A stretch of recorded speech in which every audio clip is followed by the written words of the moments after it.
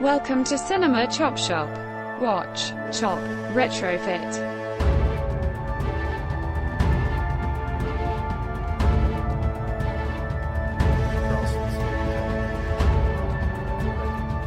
Speaking of Charleston, they're building a pedestrian bridge across the Ashley River, which is pretty damn cool.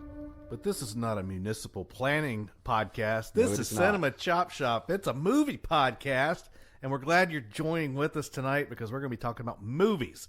I'm your host, Shawn, and I'm joined by Travisito. Hello, hello. And Todd. Howdy. And Joey is MIA. Yeah, we think he's okay. He's probably just like being a dad. Probably. That's probably what it is. I had an idea a few weeks ago. There's a genre of movies that we did an episode on Very early. Season 1, episode 20. Was there a date on that? I'm I'm very curious to know. I don't. Shoppers, go back. I look didn't it know up, that. Email us. But we're talking about samurai movies today, and it has not been discussed since then. We decided to revisit the genre and talk about some more because they're great, and there's a lot of them. Why now? I was looking for a topic that I thought would be fun. Does the wild success of the miniseries Shogun have anything to do with the inspiration? It does not. I've not seen it, and I actually kind of thought about watching that, but I kind of ran out of time. So Gotcha. That is also based on a manga series, as is two of our features at least. it's manga. Manga, whatever. Manga. Wait, do you say mango or mongo? The format, we're going to talk about a feature film that we've all watched in the first half. And in the second half, we're going to discuss some other samurai films that we have watched, liked, we want to talk about. And, of course, we took off the table immediately Seven Samurai and Rashomon, since we've talked about both of those at length. And the, what was it, Sword of Doom? I think it was Sword of Doom, yes. So today's episode, we're going to be discussing the 1973 film Lady Snowblood. All right, so Lady Snowblood sounds like a character from Game of Thrones. Totally. Winter is coming, and so is revenge. Yes. Oh, yeah. And That's actually on the show. That's what they call it when a noble woman gets their period. she becomes Lady Snowblood for 1 week. Yeah, she was visited by Lady Snowblood. So this movie was hugely inspirational for Quentin Tarantino with Kill Bill. Absolutely. In his usual retconning style, he said, well, yeah, it was a tribute. I did it as an homage. I did it on purpose. But you say that at the time. Yeah. You know? We'll get into that some more later, too, in terms of giving credit where credit's due. Indeed. That's kind of what made me key in on this when I was doing some research into some of the best samurai movies of all time. And this one ranks pretty highly on a lot of lists, but also that kind of semi-current cultural reference to the Kill Bill, which is a movie that most people will have seen. It was fun to go back and watch this and kind of see some of those inspiration points. Oh, right down to the music, the choreography, the gratuitous... Fountains of blood. Exactly.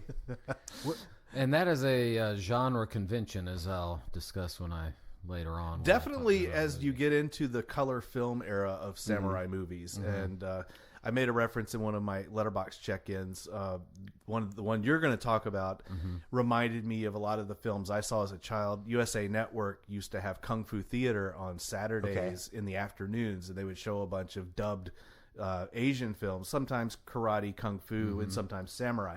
And USA Network existed in the 60s? Yeah, man. And you'd have to assume that the manga influence played a factor in that. Just sort of the blood for artists' sake. Speaking of the blood, though, it looked really fake. Oh, yeah, it's that 1970s It tomato looks like, blood. It looks like paint. Well, go back and look at any of the Hammer horror films, Yeah. and you'll see that same quality. It's that red tomato-y color. And that's paint. usually not how the human body works when you get stabbed. A geyser comes out. And no matter where you get stabbed on your body. It depends on how much sodium is in your diet and your blood pressure. Lady Snowblood, 1973, directed by, and again, disclaimer, we apologize for any gross mispronunciations of some of these names. Directed by Toshiya Fujita and it stars Mako Kaji. That was a valiant effort. Mako Kaji was based on the manga of the same name, Lady Snowblood. By the way, I don't know if you guys noticed this, but the star, Mako Kaji, also sang the song from the movie. She is a pop music star of that era. Very beautiful also. We just have to say. It's like in the description of the film, she's very beautiful. Very beautiful. Well, can we talk about her for a minute? Because she is, since you brought up that aspect, I mean, she's a legend in Japanese film, and in particularly these genre films. So she was in a number of different series. So of course there are 2 Lady Snowblood movies, but before that she was in 2 other lengthy series. One was called Stray Cat. What was it? Stray Cat Rock, I think. And each of they're like episodes, but they're like an hour and a half each. Well, and there were 4 of those films made in like 2 years, from 70 to 71. And then I haven't seen any of those, but I've seen all of the movies in the Female Prisoner 701 Scorpion series. There are 4 films in that. Also filmed over a 2-year period between 72 and 73, right before Lady Snowblood. And so she is really steeped in the genre of that particular period. There was really a 5-year period where she was in tons of action, kung fu / samurai type films. The female prisoner series was like a revenge, rape revenge type of a lot series. Like the like some of those blaxploitation films. The women in prison, blaxploitation films. They kind of dovetail in terms of time frame as well. I think that's interesting that the Japanese culture picked up on that as well. Yep. So Stray Cat Rock is also the name of my blues fusion album. All right, so a little bit of a synopsis on this movie. The film is about a girl named Yuki who is seeking revenge on 3 people, but it's really 4 people. Right. Who raped her mother and killed her father and her brother. Yes. She was born in a prison. Her mother had... What landed her mom in the prison? She murdered one of the... She murdered one. Okay, that's what it was. And so she landed herself in prison and became a whore. She seduced a lot of the killed him. Prison guards. Yeah. She produced an heir and a vengeful. That's right. Vessel. And the way that she was able to kill the one member of this gang that she was able to kill was in the middle of coitus, because she pretended to be into him until the right moment came along, as was said in the narration, and then she stabbed him.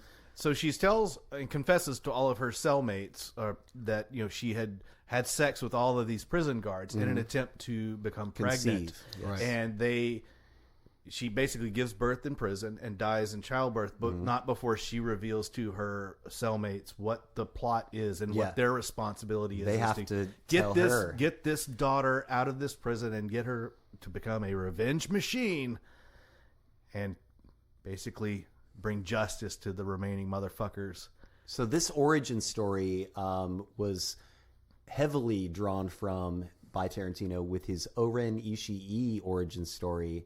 The animated sequence is one of my favorite parts of that movie, and it's drawn directly from this. Yep. And one thing that's always... So Quentin Tarantino calls these types of movies a revenge-o-matic, but these movies very often have some revenge element involved with them, almost always. There's a word for this type of movie in Japanese, and I don't remember the exact word, and I'm not going to try to pronounce it, but it means basically period drama. Yes. So it was a whole thing, a genre of film. Stylistically, just fantastic. Oh, yeah. I've really loved the idea that she was born out of this act of violence and then became a tool of violence. Oh, yeah. And we also just have to talk about the idea that revenge is complicated. It gets real sticky. Yeah, it does.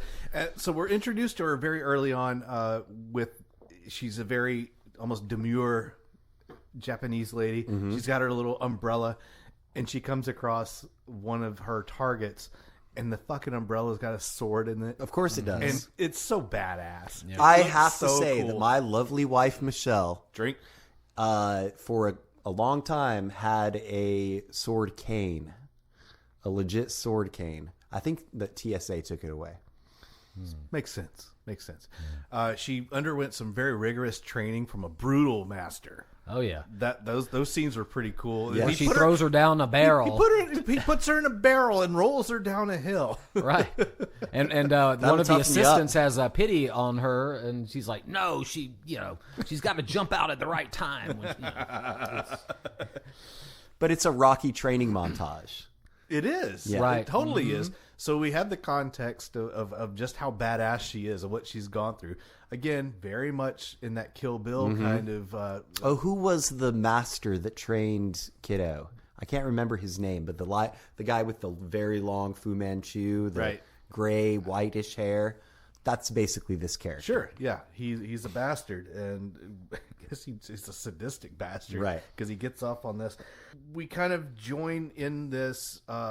in media res, where she's already in this act of pursuing her revenge. We get these flashbacks of all of this backstory. Yeah, I thought that was one of the editing was very skillful in this. I thought where it went back, because it was not chronologically told. Right. You're very frequently you're jumping around in time. And I thought that was really the editing of that was really well done between Yet the another chapters and- influence on Tarantino. Yep. Non-linear story arc. So she very skillfully, just shrewdly employs a mole, an informant in the underworld. She gets him to Who happened to be an actual mole. Yeah, he was a mole man. To kind of give her some direction on where these people are hiding out. She's milking him for information, and he definitely obliges. And one of her first kills is the drunk. Yes. And she executes him without much... And that's where it gets a little sticky because you almost kind of feel sorry for this guy. He's got a daughter, so we know that he's trying to take care of his daughter, and he's obviously in a terrible alcoholic state. Fuck that. If I felt bad for every drunk motherfucker that I got vengeance on. So you do bring up the fact that he had a daughter, and that comes into play later. Yes. And then she goes along with her next kill, which she finds out one of the guys died in a shipwreck. And she's like, well, shit. I mean, it's like this gut punch to her in terms of my mission is compromised in that I don't get to kill this guy. Someone's already done it for me. Mother Nature. She befriends a journalist Yes. along the way. He's a journalist / manga artist too, right? Because he's writing... And a part-time sidekick. Yeah. And there's actually some scenes of him that reminded me of like an old film noir thing where he's almost like a gumshoe detective burning the midnight oil, working late at night. And Yep. I thought that kind of gave me a little chuckle. Yep. But her path of revenge takes her to another, and the woman, Akono, she was an accomplice. Obviously, she didn't participate in the rape, but she was just as complicit as the males in the group. And almost the most sadistic. She was. She because was a she seemed real to be the bitch. Charles Manson of the group, kind of pulling the strings, it seemed like. And then watching it go down. Exactly. And she gets her comeuppance in the end, that's for sure. She gets cut in half. Yeah. And After she hung herself. And let me ask you, was there any blood involved? quite a bit, actually. Funny you should ask. And what I loved about that particular scene is that there's actually a literal curtain that comes down at the end of that kill. I was like, nice. Good job. So it turns out that the guy who died at sea faked his own death. Yep.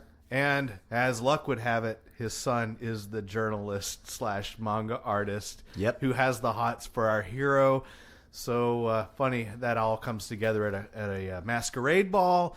Then that's where we start to get. I got a real. I love that scene. Well, actually. I do too, but I also got a real Kill Bill theme from it. Feel from it when the scene where she was fighting up the stairs with people in all the masks and the kid with the that was an crazy awesome. 88. That was an Yeah. awesome scene when it seems like she's killed this guy, and then he's got this freaky mask on that gets pulled off. Remember this? I don't remember that, but Is it that sounds Kill, awesome. You mean Kill Bill or No.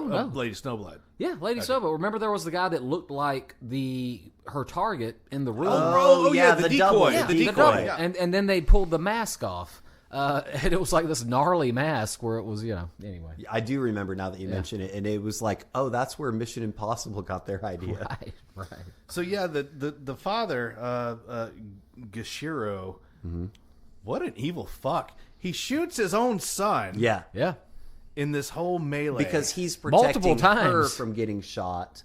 yeah. But then, Multiple times, by the way, and it does take on an Austin Powers feel at some point where it's like, I've been badly shot. Please, somebody, hurry up and come and cut his head off. Yeah. But Yuki, being the cold-blooded bitch that she is, she stabs through Yes. him Right. to get to the father. Right.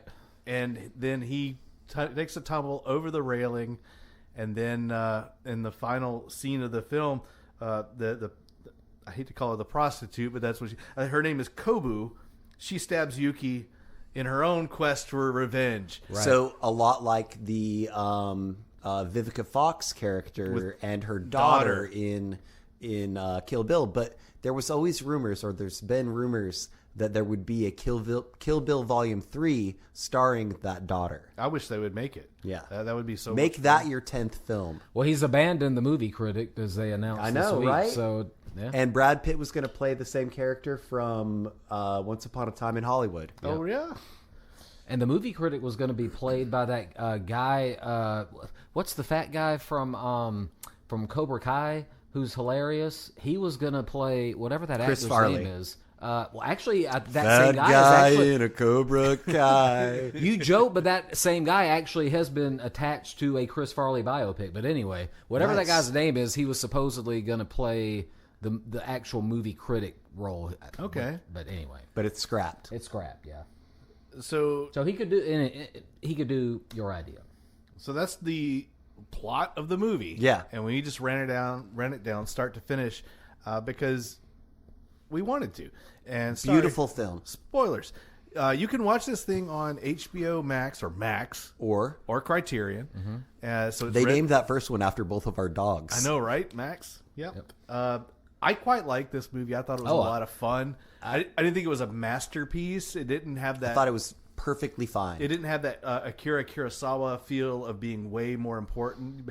But then again, it doesn't have to be. I guess it depends on how you define masterpiece. Well, yeah, 'cause I thought it was great though. I of thought it was exploitation cinema, I think it is a masterpiece of that type of film. It is. It's indicative of its time. I mean, for 1973, that period yielded a lot of those kind of action films, and this thing's chock full of it. And you've got a badass heroine in the lead role, and yeah, like you said, Travis, she was beautiful and really good in this. I also think it's interesting that or not interesting, but correct, that you mentioned the film noir tones in some of the scenes, because I think there's a lot of overlap there as well between the samurai films and the film noir. I think there was actually even a film noir movement out of Japan. Oh yeah, there's tons. Well, of those. Kurosawa, pretty much, if he wasn't doing a period piece samurai film, it was essentially a noir film that he was doing. And the film noir movement lasted in Japan through the 60s. There are all these mod 60s films that ride this line of being both Tokyo Drifter and things. yeah. They're being like too cool for school, but Sorry, at the same it's time, Fast and Furious Tokyo Drifter. Oh, my bad. But you say that, I want to mention, hats off to the art direction. There's some cool shit in this that reminded me of some of the stuff that was later used, like in Sin City, with this high contrast snow painted red. And just some neat visuals. Well, the color palette, I was like, I wonder if Dario Argento watched some of this stuff, because if you see Suspiria and things like that, very similar, obviously very different films, but in terms of the artistic cinematography and the aesthetic, kind of similar. Yeah, I thought it was cool. I'd never heard of it before this week or 2 weeks ago when we started researching for the episode. Had you guys heard of it? Research. Yeah, research. That's called Googling. Have you heard of this before? Of the film? Yeah. Oh, yeah. I actually bought I watched the film for the first time a couple years ago, and I actually bought it during one of the recent Criterion sales. Okay. I'm actually a pretty big fan of this type. Revenge-o-matics, as again Tarantino calls them. I really like those movies, and so that's kind of up my alley. And so I had heard of it. Have you seen the sequel? So that was one of the plans I had this week that I didn't get to. So the film I'm going to talk about later has 6 films in the series. I was like, I'm going to watch all these. I'm going to watch both the Lady Snowbloods. I got through 4 of the 6 in my and then series. just like being and a then dad happens. happens. Yeah, exactly. Yes, again. I rewatch. I had definitely had to rewatch Lady Snowblood. How do we get paid to watch movies? That's the code that I get to crack. How do these guys manage it? I think that's what's next in line. All right, that's Lady Snowblood, and as Travis pointed out, it's a perfect Game of Thrones character. So we're going to take a break and go pee in the yard, but not before we say, let's all go to the lobby. Let's all go to the lobby. Let's all go to the lobby and get ourselves a katana and some tomato soup. Some gushers? I was just going to go for sushi. Hey, I like that too. Yum, yum. It's time for a tasty and refreshing snack. We promise to satisfy your hunger, your thirst, your sweet tooth. So visit our refreshment center now. Let's go. And we're back. Welcome back. We all took a big, long Luscious. samurai pee in the yard. Yeah. You ever hear somebody say welcome in, but it sounds like they're saying it in German? Welcome in. Yeah, I mean, that's where I go. So we're back from intermission. What Yes. do we like to do, dude? Beer check-ins. Can we do the one that I brought? Yeah, sure. So this is not Japanese. We found out before the show that it's Chinese, but it is hard kombucha.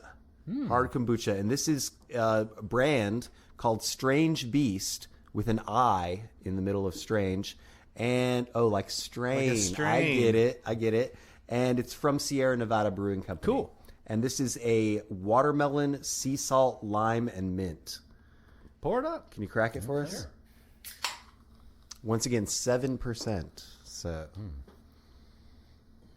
my lovely wife Michelle picked this up on a recent visit to her boyfriend Billy Strings. Her boyfriend, Billy Strings. That's right. I thought that was a funny joke. What is it? The worst kept secret in town? Yes.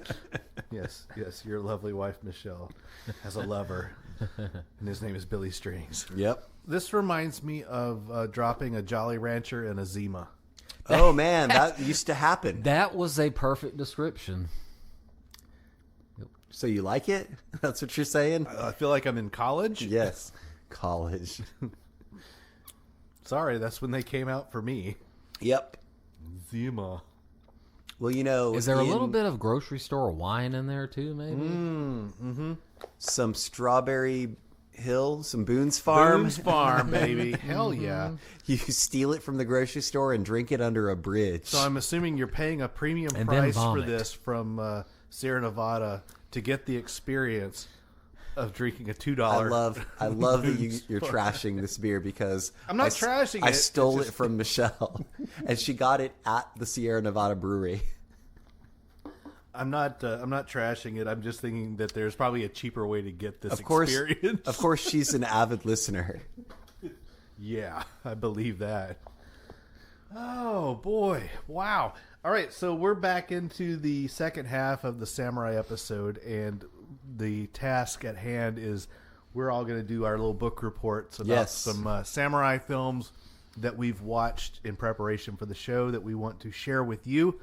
And Todd, I'm going to let you go first. All right. So you mentioned a book report, and that's going to factor into my film here. As in, it's a book length report.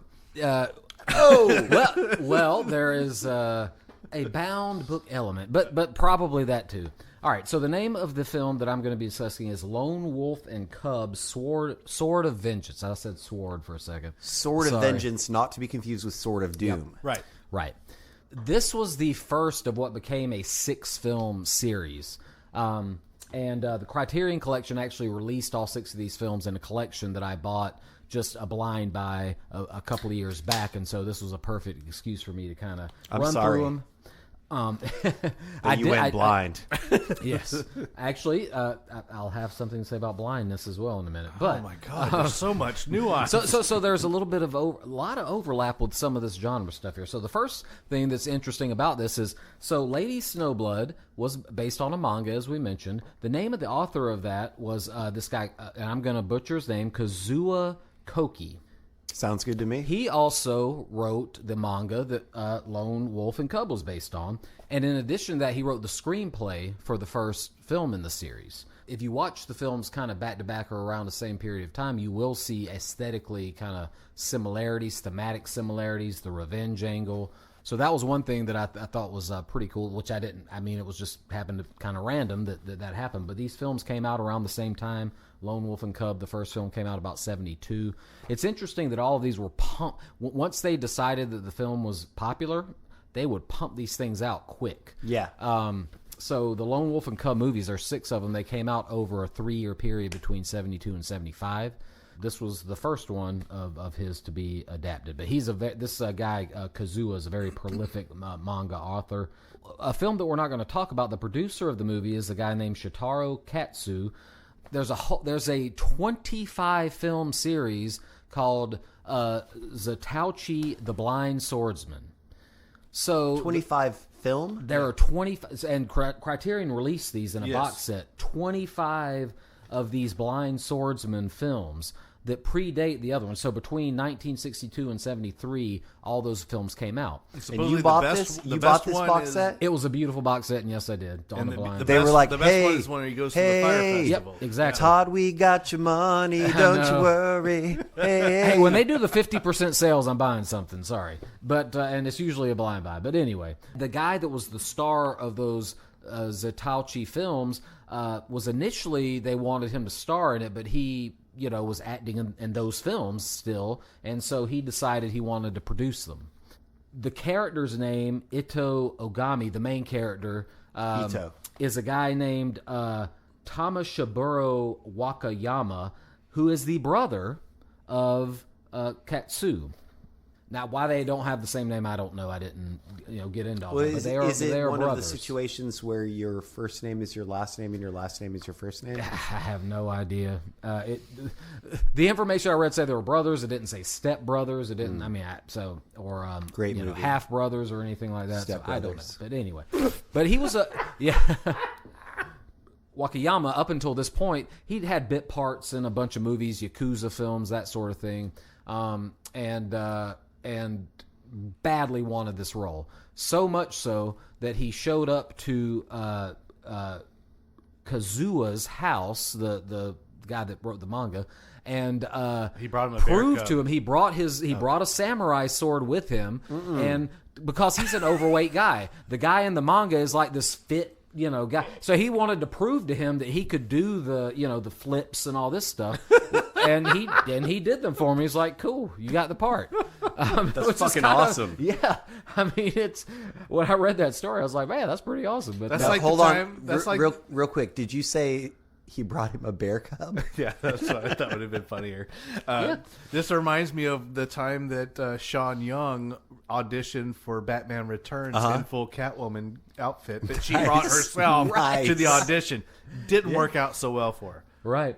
The actor they did want to play it was the guy with the cheeks. The Japanese actor that from the Tokyo with the cheeks. Toshiro Mifune? I can't remember his name, but that's who they wanted. That's who they originally wanted to play the role, but he was busy or something like that. But anyway, I thought that was a little interesting tidbit. Those are some interesting kind of little overlap things there with the previous movie and other movies in the genre. But can you isolate a clip of Todd saying "with the cheeks"? Anyone who has seen enough Japanese cinema knows exactly what I'm talking about when I say the guy with the cheeks. The guy that got cheek implants. Okay. He looks like a chipmunk. So the plot will actually be a little bit briefer than that other stuff, but it's a cool movie. It's got the revenge element, but it's set in medieval Japan, like most of these movies tend to be. The main character, Ogami, is a ritual executioner. So there's this weird thing in Japanese culture, and I think your movie, has a title related to that, but Harikiri, where they... there are some executions that are like legitimate. We're killing this person because they did something wrong, and then other cases where they, it's ritualistic. They command they do it for the good of the clan or something along those lines. And so that's his role, and it's a very powerful role in the community.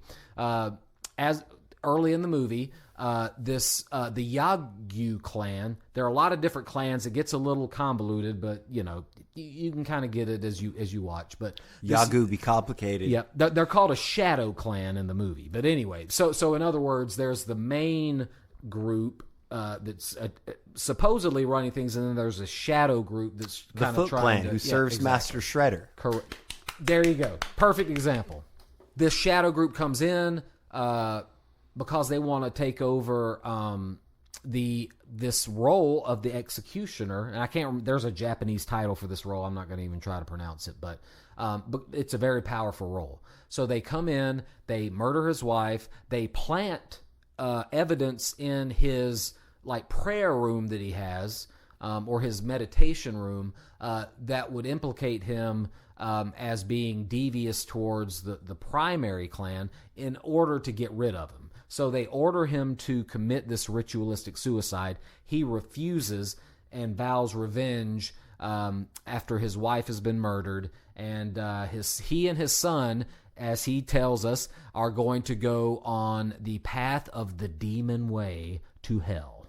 No, is this the cub and the lone wolf? So they have a young son.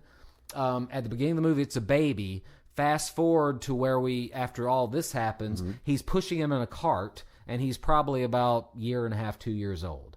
And so he's just kind of going around peddling his services as an assassin. He literally has a sign on his cart saying something to the effect of assassin for hire.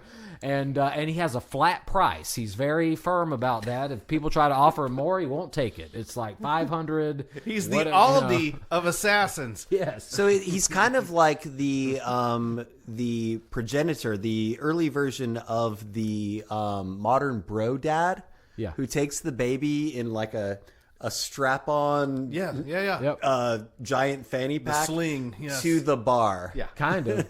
Well, it gets kind of dark as shit though, because there's this whole thing about going to the demon way to hell, where his son, who's an infant and has no doesn't make conscious decisions, he makes his son as a baby, whatever object his son crawls to will determine his fate. If he crawls to one thing, he's going to kill him. It's a real hands-off parenting. Yeah, and if he crawls to the other thing, he gets to join him on the demon path to hell. He offers him a toy, yeah, or the sword, and the child goes to the sword. Right. It's like, oh, you badass kid. Yeah. Now, what if he put nachos instead of a toy?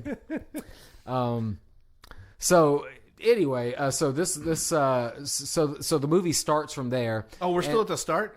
Yeah. Well, I'm going to try to speed up here because all 6 movies kind of go with the same formula, which is that he's going after this clan that killed his wife. And if you could say clan simple. 4 more times, we need our numbers to go up in Alabama. Hey, that's what they call them. They call YouTube them is going to love this episode.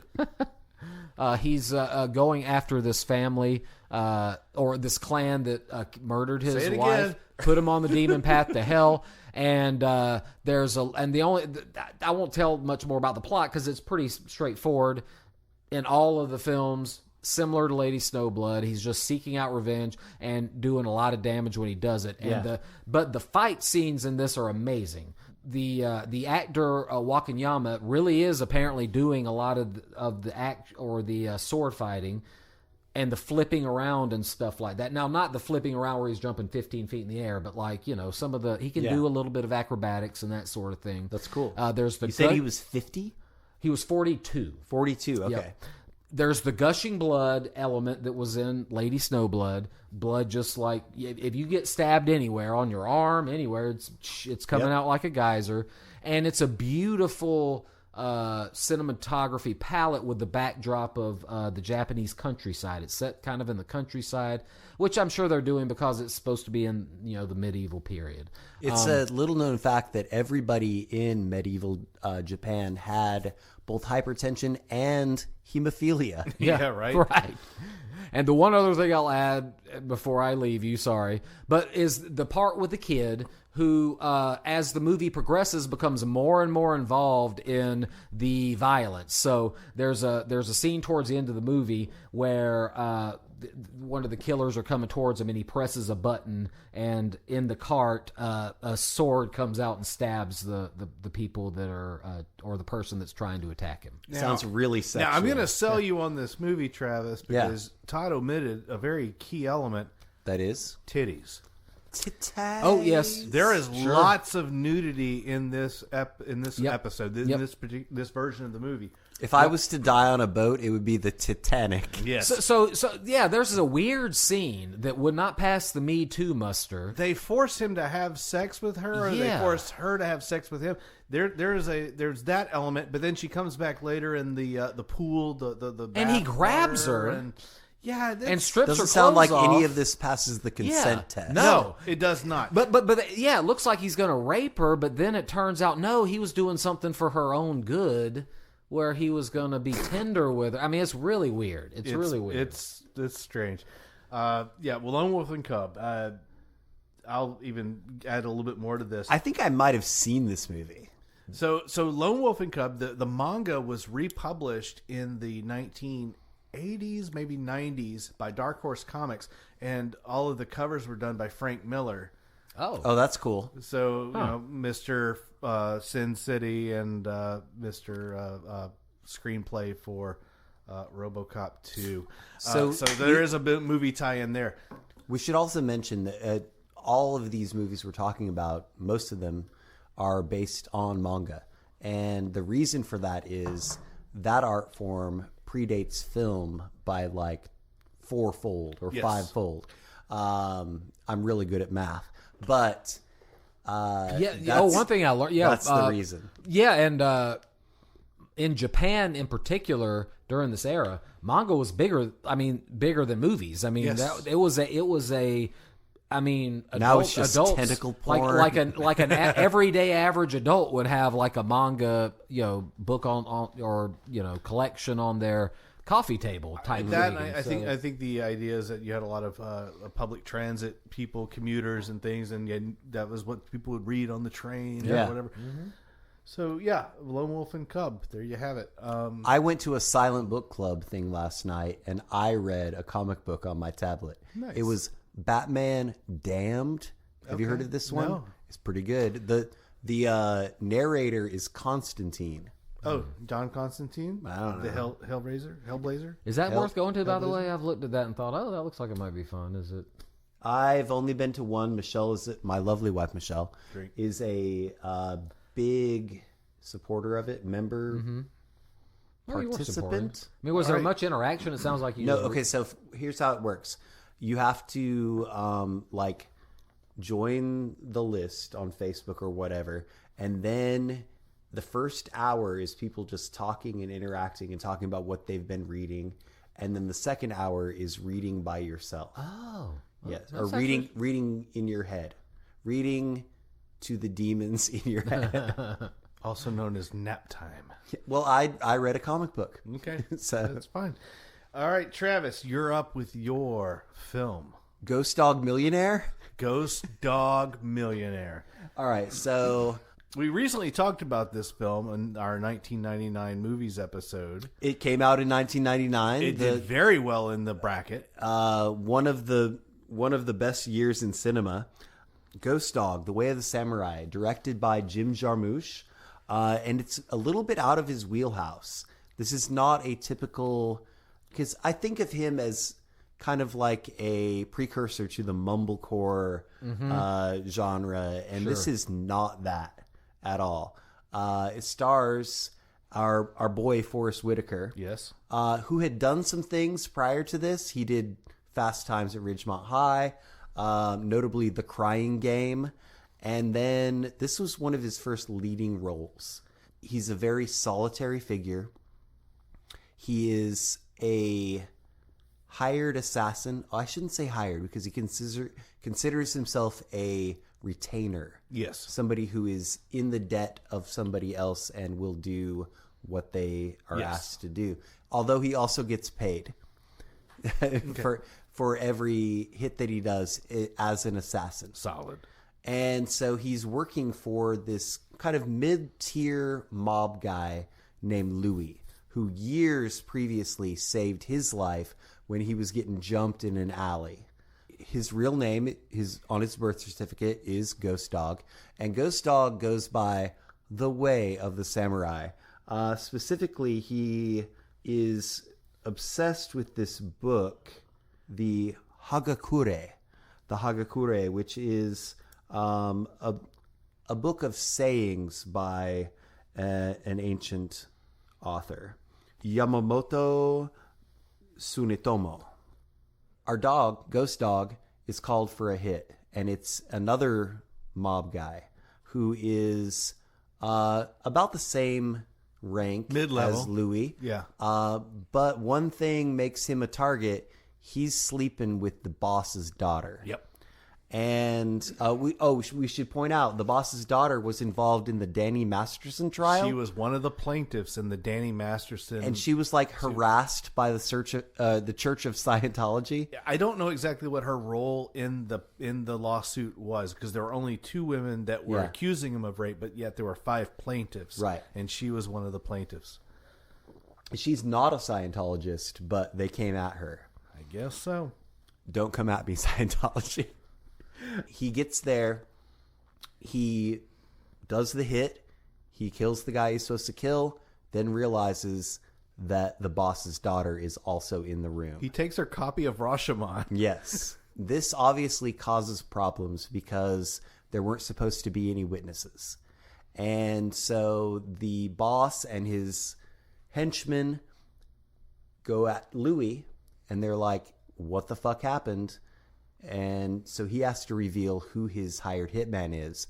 And this is one of the best scenes in the movie, where Louis is explaining to them who his hitman is, Ghost Dog, how he communicates with him by homing pigeon, and the way that all of this works out. And so they tell him, well, you've got to take him out because now he's a witness, or we're going to take you out, Louis. And so now Louis is after Ghost Dog. Meanwhile, Ghost Dog befriends a young girl in the park.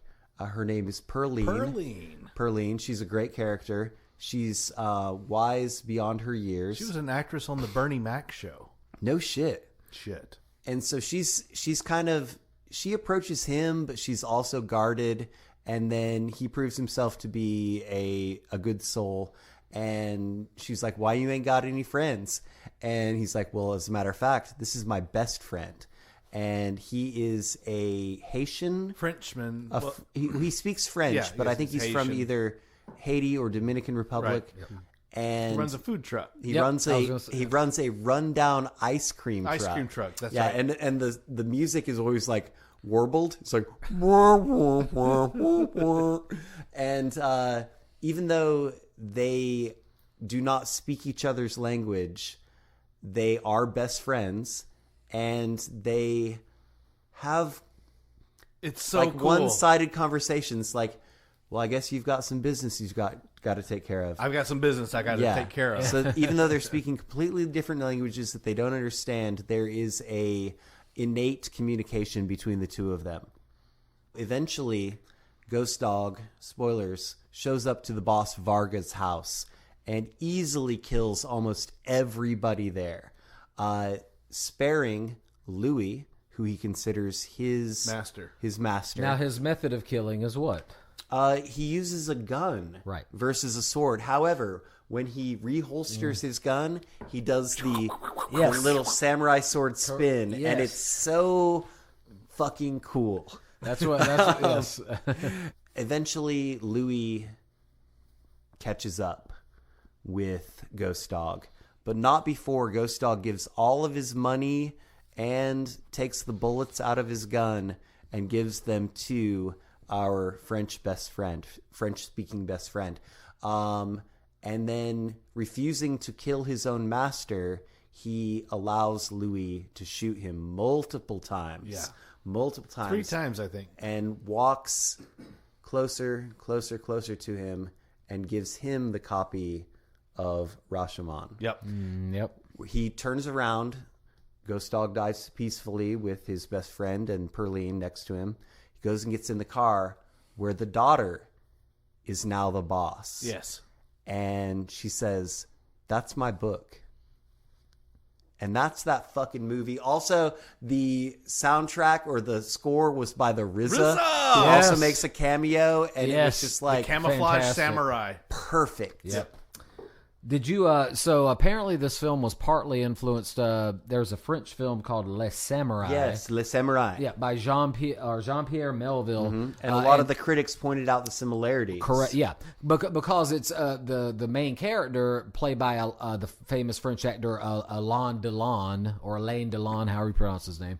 But if you are a cinema freak, you know who he is. But anyway, very much like the Forrest Whitaker character, he's a loner who has a very zen, a loner hitman who has a very zen sort of Right. presence about him. And it's another one of those situations where the main character is not of the traditional ethnicity of a samurai. Right. So this guy was French. This guy was a African American. Not unlike a little film called The Last Samurai with Tom Cruise. Oh, God. Or 47 Ronin with Keanu Reeves. Or the miniseries Shogun, where they made the white dude the main character. However, I understand that movie was, or that show was very dedicated to the actual book, the original book, which in turn was based on historical events. Yeah.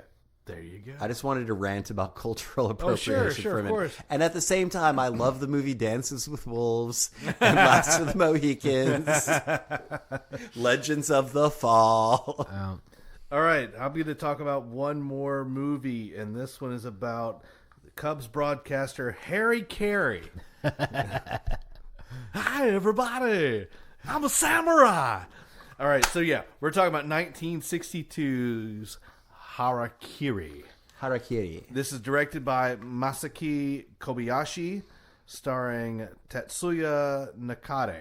Uh-huh. And this movie, as I put it in my review, this is the long play bitch slap. Ooh. This movie is so gratifying. You have to go along for the ride, and then when it pays off, boy, does it ever pay off. Like somebody wrongs you and then you wait 7 years and then embarrass them in public. Yeah. So it's the slow burn, like, I'm not going to get you today. It might not be tomorrow. It might not be 5 years from now. Well, it's not but even one that. day. You don't know that you're going to be got. So here's the premise. You've seen this, Todd, haven't you? No, I was hoping to have time to watch it. Oh, this my week, God. but no, I Okay, haven't. so here's... I haven't seen it either. I don't want to spoil it, but I'm going to have to. This is set in between 1619 and 1630 during the Edo period. Talking about the 17th century, guys. Thank you very much. So this was a time when samurais were getting turned out. Their masters were dying off, and they didn't have anywhere to go. And instead of being Ronin, where they were just out there swords for hire, they would they wanted to perform harakiri or seppuku, where they killed themselves. Is there a difference between thing. harakiri Same and thing. seppuku? So there was also this Well, I think seppuku is where someone else does it. No. I think it's so when you do it yourself. So there was a rash of con artists at the time going around to these various houses and saying, "I'm a samurai without a master. I want to commit harakiri at your place and let your person, when I do it, after I disembowel myself, have your guy behead me and put an end to it, and you guys clean up the mess. And instead of having this spectacle and instead of having this mess, a lot of times these people would say, well, why don't I just give you some cash? Right. Just go away. Here, take some money. And so it became a scam. Mm-hmm. And that's the crux of this movie. This guy shows up, and I'm going to forgo a lot of the details since you guys haven't seen it. He's a Sabuku grifter? No, Sabuku grifter. There you go. That's the name of the film. So this guy shows up, and he gives his sob story, and the master's like, there's been this whole thing about these guys going around trying to grift money out of people. Mm-hmm. Tell you what, we're going to let you do your harakiri here. And my guy is going to be here to play second. He's going to chop your head off after you're done. So go ahead. Go for it. Calls his bluff. And the guy's like, okay, can I have 3 days?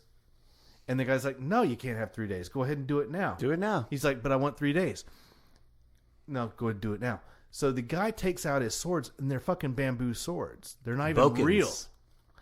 And they're like, man, you're a piece of shit, man. You've sold off everything that you have, even your swords. There's no honor in You have this. no honor.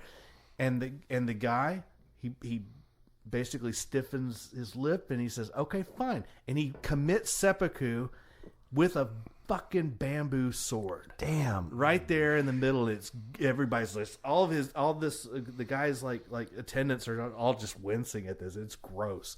You're going to want to use some Lysol wipes on that bamboo sword. True. All right. So another guy comes, and they're like, hey, man, there's a guy who just came here a few weeks ago and did the same thing, did the whole seppuku harakiri thing. And The spiel, though, not the actual commitment of the act, right? So this guy killed himself, and they're explaining to him, we're going to make you do it. And he's like, that's fine. I'm ready. I want to do it. After they tell him this whole story, he insists, I've never heard of this guy, and I'm going to go ahead and do it, but I need to know which of your attendants are going to cut my head off. Uh-huh. Who's your first in command? Well, he's sick. Well, who's your second in command? Well, he's sick too. Who's your third in command? Well, he's sick too. No, I need one of them to be here to cut my head off. Go find them. Go fetch them. So they send word out, and they're like, the messengers come back, and they're like, no, he can't do it. He can't do it. He can't do it. Everybody's sick. What you find out in the film is that the first guy that did it, his family, his wife was deathly ill, and their child was deathly ill. And the father, who was a samurai, he's like, you got to go get some money to go get some medicine. And that's what he was trying to do. He was trying to do the grift, to get the medicine, to get the money. And that's why he wanted to go back to tell him, I'm not going to succeed. Turns out the second samurai that shows up is his father-in-law. And he's showing up because his daughter's dead, his grandchild is dead, and his son-in-law is now dead. He shows up at this guy's house, and he's asking for the people that are going to attend him. And they're like, he's not here, he's not here, he's not here. One by one, he's throwing out the top knots that he's taken from each of the guys. Oh, they're not sick. They're dead. Dead. Motherfuckers are dead. Damn. Dead. And when they realize it, all hell breaks loose, and it's a fucking bloodbath. And the guy's just like wrecking shop, and he knows he's going to die, but he's fucking taking everybody he can down with him before he goes. And I was just like, oh my God, this movie is the coolest I've ever seen. That's wild. It's the biggest bitch slap I've ever seen. It's so cool. So cool. So yeah, Harakiri, I just ruined it for you. Sorry. I intentionally sort of spaced out for a second so that I would get the gist, but not have it ruin the specific. Intentionally. That's okay. I'm good at not paying attention to you either. That was not... So, I got the gist of what you were saying, but I didn't want to have it ruined because I will be watching that soon. It's fine. It's really good. I zoned out because I was lost in your eyes. Thanks, baby. All right, so those are samurai movies. We might have time to talk about other films that we've watched or want to talk about. Movie marathon check-ins? So sure, let's do some movie marathon check-ins. Shawn, you go first. Well, I've been in samurai mode. I watched Ran, which is the Akira Kurosawa 1985 epic samurai movie. Yeah, I haven't seen that. Holy fuck balls! It's a big production, and it's worth watching. It's really cool.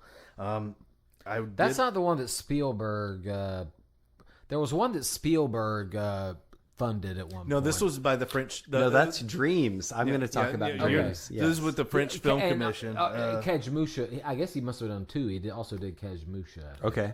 I did watch Throne of Blood, which I'm sorry. That's a good one. I'm sorry, Todd. That was a remake of Macbeth, not Hamlet. Yes. You're not supposed to say that first one.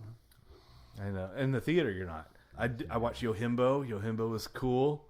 Fistful of Dollars. I think it's Yojimbo. It's Yojimbo. Is it really? Yeah. So the J's are H's in Japanese as well? In this one. So I just have to mention this, and I might have mentioned it before. There is a weird crossover between pronunciation in Spanish and Portuguese and Japanese. For example, the word arigato and obrigado.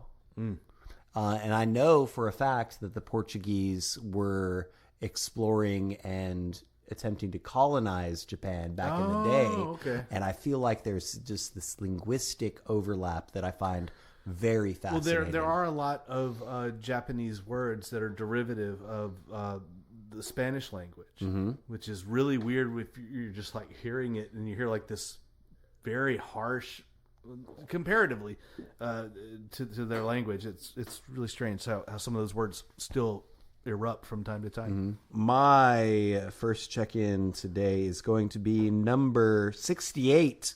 This movie is called Dreams, or Akira Kurosawa's Dreams. It's from 1990, but it looks earlier for some reason. I don't know if he was affecting like a grainy quality. But Shawn and I can relate to this movie a lot because we are very vivid dreamers. The Dreams episode. Yeah.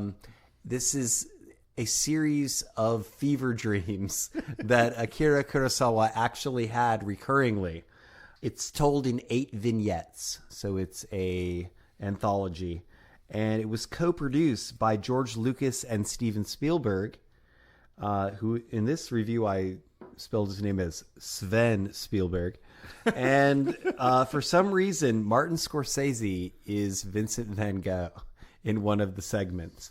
It was really cool, but like I totally understand like where he's coming from because dreams are fucked up. Indeed. Dreams are weird, man. As Stevie Nicks told us. Do you have another one?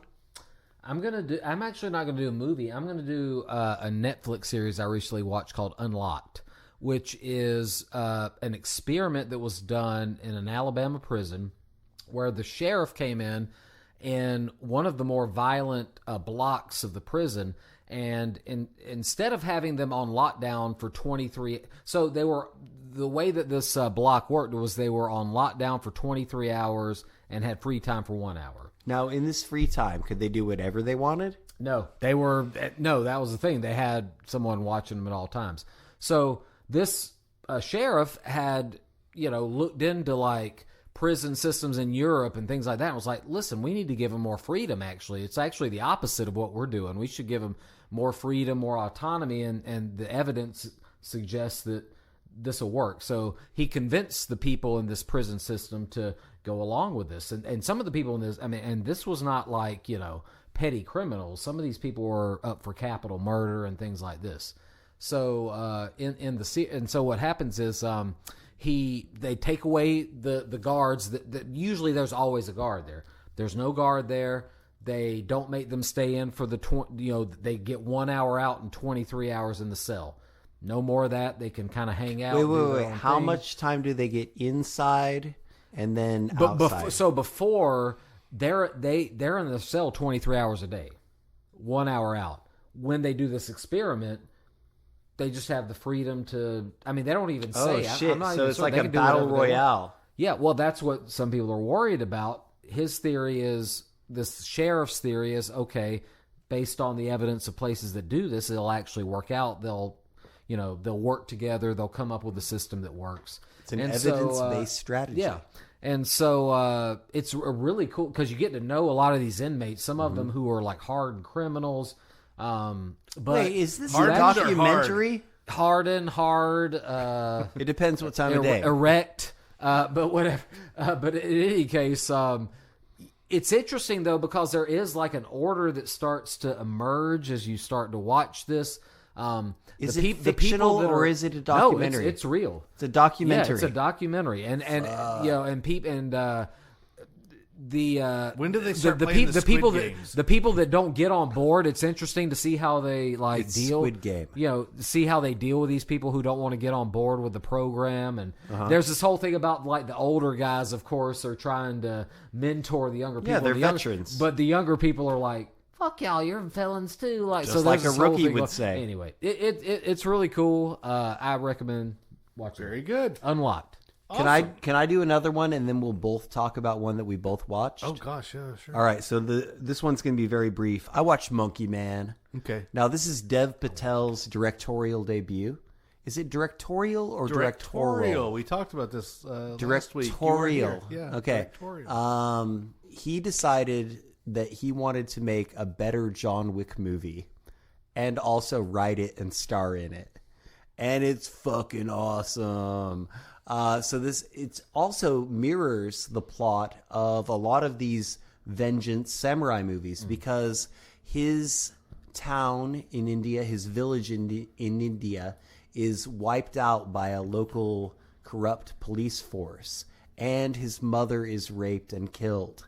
And so he, instead of becoming trained as a samurai assassin, he becomes an underground MMA fighter who wears a monkey mask. And he almost always loses because he's got a deal with the promoter, Charlton Copley, where he gets a cut of the winnings, or people are gambling, right?